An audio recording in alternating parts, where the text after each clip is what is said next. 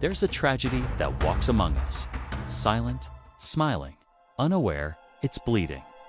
It's the man who always tries to do the right thing, the one who shows up early, the one who bends so others don't break, the one who forgives too quickly, lowers his voice too often, and explains himself to people who were never listening in the first place. He believes that goodness is enough, and so the world teaches him brutally that it isn't. Because beneath the surface of every handshake, every promise, every warm smile, there are calculations. And when you walk into that battlefield without a sword, wearing your innocence like a badge, they don't admire it, they exploit it. Machiavelli saw this centuries ago. He warned the man who always tries to be good will come to ruin among the many who are not. And still, we ignore him. We want to ignore him because that warning feels dark, unfair. It doesn't match the stories we were told as children. That good always wins. That kindness always pays off. That being liked is the highest virtue. But here's the truth. If your kindness isn't protected by power, it becomes currency for the manipulative. If your goodness is built on the need to be seen as good, you're not virtuous, you're obedient. And obedience is not rewarded in the real world, it's used, then discarded. This isn't a call to become bitter, it's a call to become wise. To see the battlefield for what it is, a psychological chessboard. And you, my friend, are not a pawn. You were built for more than compliance. Goodness without boundaries becomes weakness. Forgiveness without discernment becomes self-betrayal. And love without strength becomes a leash someone else will gladly pull. So the question is no longer, how do I stay good? The question is, how do I stay good without being destroyed by those who are not? This video is your answer. Not a roadmap for cruelty, but a path toward dangerous virtue. A way to build the kind of inner citadel where power and goodness don't fight. They align. But understand this before we begin. Transformation doesn't come through comfort. It comes through fire. So sit up, turn off the noise, and look in the mirror. Because if you've ever felt used, betrayed, or broken for trying to do the right thing, this story is yours.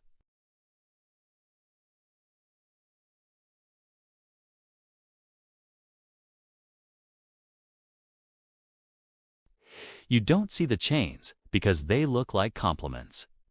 You don't hear the cage door because it closes with applause. But the truth is this. The desire to be liked is the most seductive trap ever built. And predators, they can smell it on you like blood.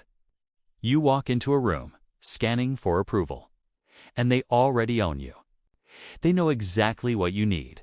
A smile, a nod, a little recognition. You crave it like oxygen. And once they have control of that, they control you.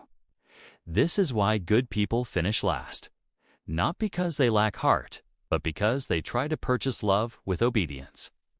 They think if they're agreeable enough, generous enough, forgiving enough, the world will reciprocate. It won't. Because there are people, many people, who aren't looking for love. They're looking for leverage. And you're craving to be seen as nice. That's the leverage. When a manipulator knows you fear disapproval, they don't need chains. They just raise an eyebrow. They just withhold attention.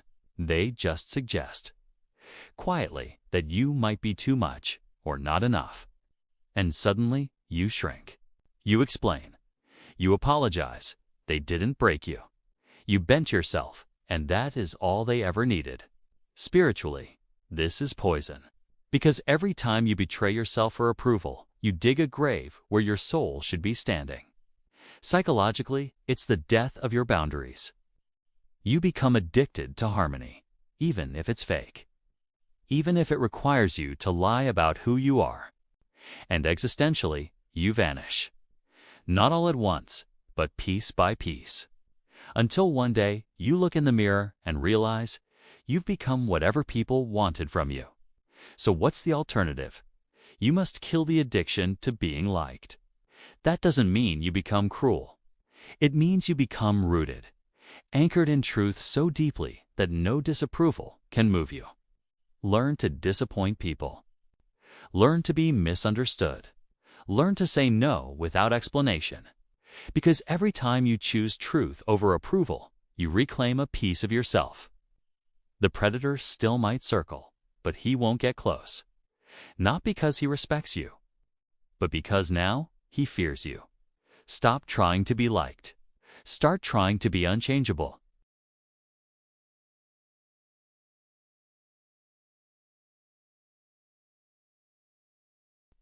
There's a dangerous myth we inherit early, that if your heart is pure, the world will protect you. It won't, because purity without strategy is a light with no armor, and the insects are always circling. Let's make something painfully clear.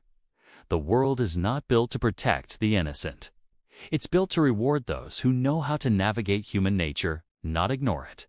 To reward those who understand power, not reject it in the name of naive virtue.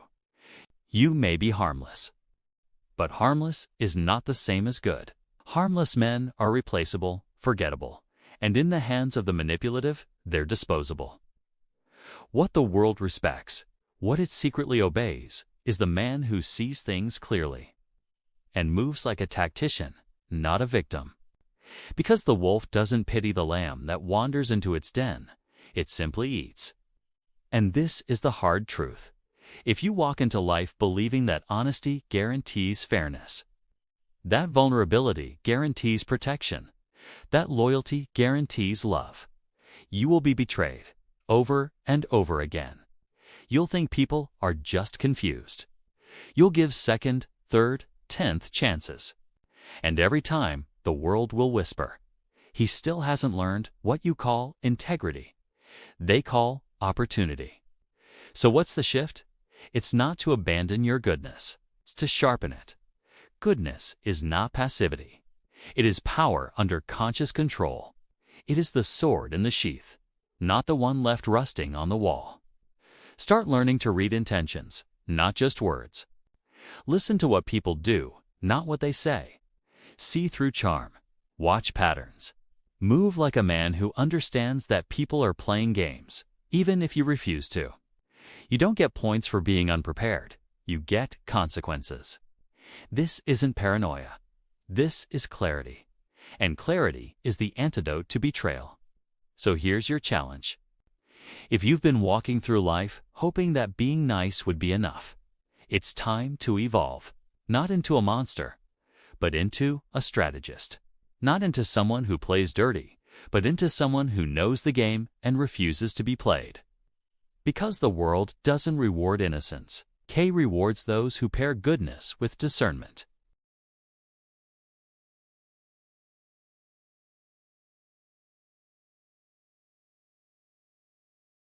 You think people will stop when they've taken enough. They won't. They'll stop when you make them stop. And if you don't, if you avoid conflict, if you keep giving second chances, if you keep understanding people's patterns, they'll take everything. Not because they're evil, but because you allowed it. You see, in the psychology of power, there is no such thing as neutral space. You're either setting the terms or someone else is. You're either the one drawing the line or being pushed past it. And if your boundaries are vague, flexible, or only verbal, they're not boundaries. They're invitations. This is why manipulators love kind people, because kind people often mistake silence for peace. They believe if they're patient, calm, and accommodating, others will realize they're being unfair. But abusers don't need awareness. They need access and your lack of resistance. That's the green light. Spiritually, this rots your soul. Because every time you shrink to keep the peace, you sacrifice your identity to avoid discomfort. Psychologically, it destroys your inner structure. You begin to confuse keeping the relationship with keeping yourself alive. But here's what you need to understand. Every time you say yes when you mean no, you teach them you don't matter. And eventually, you believe it too. So what does a boundary look like? It's not an explanation. it's not a debate. It's a line drawn in steel, enforced not by volume, but by consequence. No is a complete sentence. Distance is a valid response. Silence is a weapon. And self-respect is a wall they're not meant to scale. But here's the uncomfortable truth. The moment you set real boundaries, they will push back.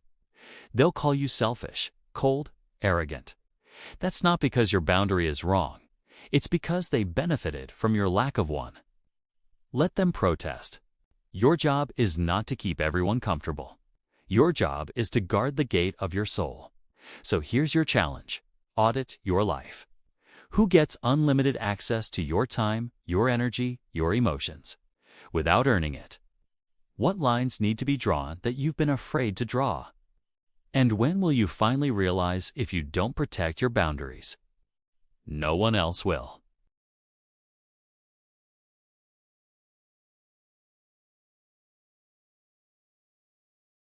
There comes a moment in every person's life when explaining becomes exhausting. Not because you lack clarity, but because they were never listening. You try to prove your good intentions. You defend your choices, your values, your decisions. You explain your pain.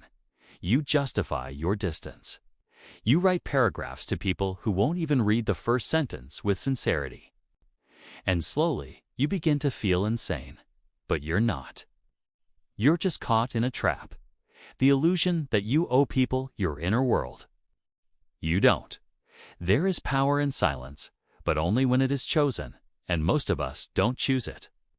We collapse into it, ashamed, unheard, frustrated. But there's another way, a higher silence.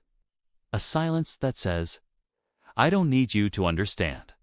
I don't need you to agree. I don't need you to like me. Because I already know who I am, and I have nothing to prove. You see, explanation is often a mask for self-doubt. It's a bid for reassurance. It's a cry for clarity when we fear abandonment. But once you root yourself in purpose, that fear dies. And with it, the need to explain. When a man is clear, he doesn't need noise. He lets the results speak. He lets the silence carry weight. He lets the absence be his message. Spiritually, this is alignment. It's the quiet strength of a man who walks his path without begging for permission. Psychologically, it's liberation. The moment you stop living on trial in everyone else's courtroom, because those who respect you won't need a performance. And those who require your constant explanations, they don't respect you. They're managing you. So speak less. Let your absence create discomfort in the hearts of those who took you for granted. Let your quiet boundaries echo louder than your arguments ever could. Let your growth happen in silence so they won't see it coming, until it's irreversible. Here's your challenge. Stop trying to win debates that only exist to exhaust you. Stop trying to explain yourself to those who feed on your confusion. Move in silence. And let your transformation be so undeniable that even your enemies have no choice but to watch. Silence isn't weakness, it's warning. And by the time they hear it clearly, you'll already be gone.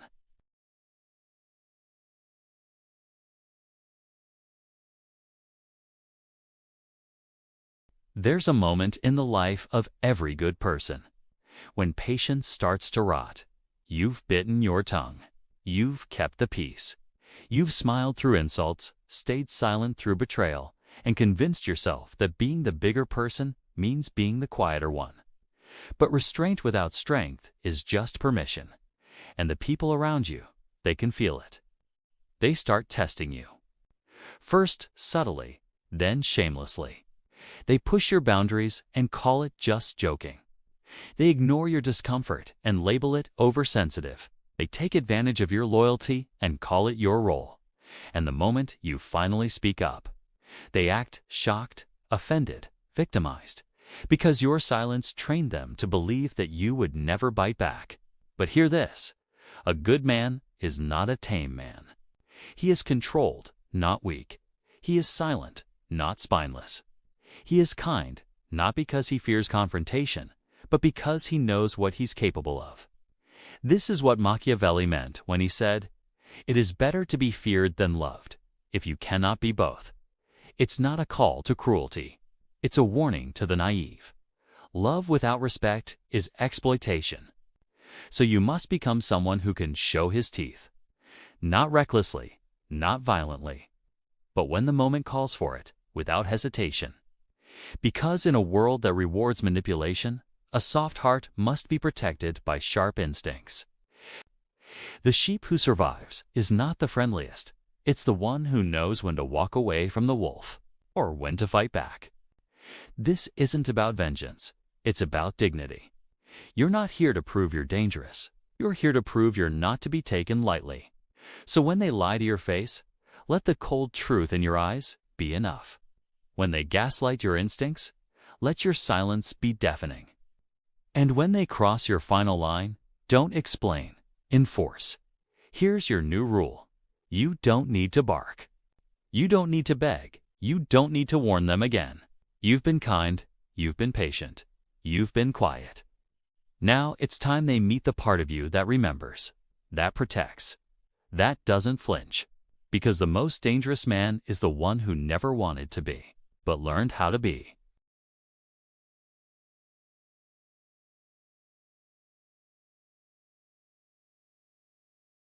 You keep waiting for closure. A final conversation, a heartfelt apology, an honest explanation that ties the loose ends and makes the pain make sense. But here's the truth no one tells you. Closure is a trap. It's the illusion that you need their permission to move on. It's a leash disguised as healing. It's one last hit of false hope. And by the time you realize they're not coming to fix what they broke, you're already bleeding again. Machiavelli warned us. Injuries must be inflicted all at once so that their ill savor may be less tasted. But the ones who hurt you, they didn't do it all at once. They did it in pieces. Small betrayals wrapped in excuses, subtle disrespect dressed as jokes, manipulation coated in affection, death by 1,000 kindnesses. And now you're left, holding the weight of a story they've already walked away from, because for them, your closure is an inconvenience. So what now? You cut the rope. Not because you're over it, but because you have decided your power is more important than their remorse. You stop chasing explanations. You stop begging for accountability. You stop waiting for people to admit what you already know in your bones. Because the final act of strength is leaving the door open for no one. Let them wonder. Let them rewrite the story. Let them play victim in a play you're no longer in. You've got no lines left in this drama. And if they ever come back, don't need revenge. You don't need to prove you're healed. You just need to be the version of yourself that no longer accepts discounts on your dignity. The kind of person who doesn't flinch at silence, who builds in solitude, who walks away without needing to be understood. Because power isn't loud. It's not the scream. It's not the slap. It's not the breakdown in the hallway after everyone leaves. Power is the exit, the quiet, unapologetic decision to no longer bleed for people who wouldn't bandage you. So stop asking why they did it. Start asking why you stayed, and then answer it with action, with distance, with a silence that speaks louder than any goodbye ever could. This is your final cut. No curtain call, no encore, no applause needed. Just a clean break, and a stronger, colder, wiser you walking forward. Alone, if necessary, unshaken by guilt, untouchable by those who once held your heart. If this cut deep, good. That pain you feel, that's the mask falling off, and your real power waking up. Don't just watch, become. Subscribe to the Inner Citadel Project for more ruthless clarity. Comment untouchable if you're done playing the fool. And share this with someone who needs to stop begging for closure. Power isn't given, it's chosen. Choose it now.